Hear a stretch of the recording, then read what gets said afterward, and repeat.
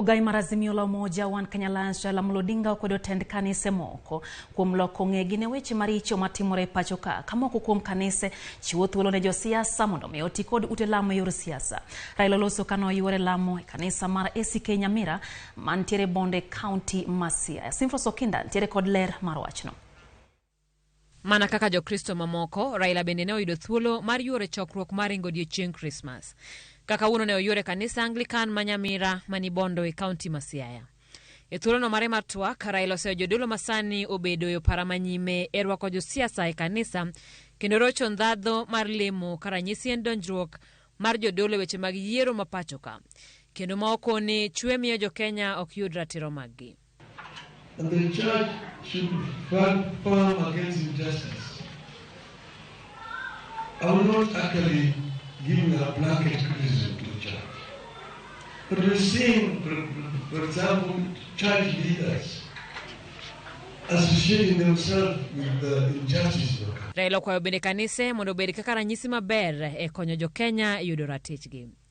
Raila owacho ni e kinde lando duoko mar yiero mar jatend piny e yiero ma higani nonyiedhore lela ni kanisa notigodo e luoko richo manotim kod duol mar IEBC. What happened on the 15th of August in our was shameful.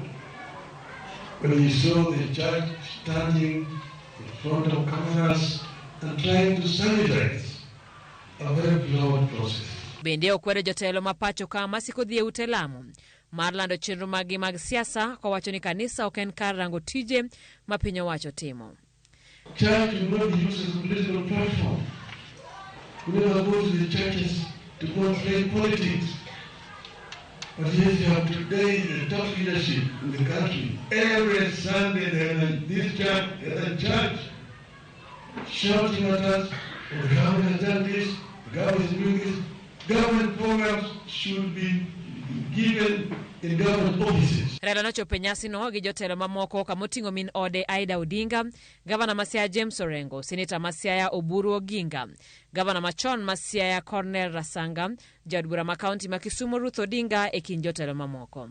Ote mar jiwo jotend luo moyier bende ne ok owe chien. Nedwaro ni county ka county obed gi factory. Ing'eni se aka onge factory wanyalo wacho ni nyalo kelo value addition. Koro e higani wachako gi joma puro mchele Yalaswan, obedi Bondo, Yipo, Sakwa, Galego. Wakelo orego mari mchele maparo ni nengo duto puro bedo moro asine video na share. Simfros Okinda, Ramogi TV.